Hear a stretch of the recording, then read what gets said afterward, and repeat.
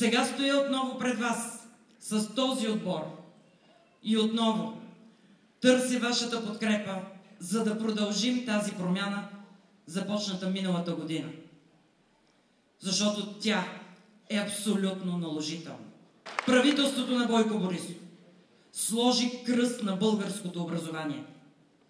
Техният закон за училищно и предучилищно образование обрече децата на неграмотност. Взе парите от държавното и общинското училище и ги даде на частните колежи. Промени учебниците така, че без малко да смени подигото с Робинзон Крузо. И тази година децата ще тръгнат на училище без учебници. И сега имат наглостта да кажат, че образованието е техен приоритет.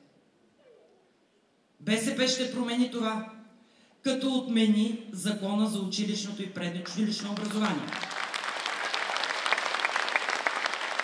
Върне парите в държавните и общински училища. Въведе един учебник за един клас по един предмет. Върне професионалните техникуми и гимназии, защото няма кадри за икономиката.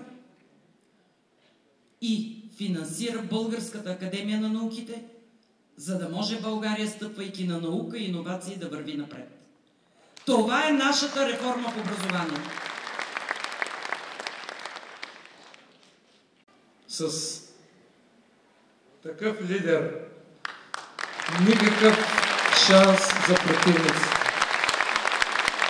Ние тръгваме за победа и то колкото се може по-голямо. Можем да го направим, просто трябва да се повярваме, че можем и наистина да го направим така, че след 26-ти България да се управлява от хора, които не обещават, а изпълняват.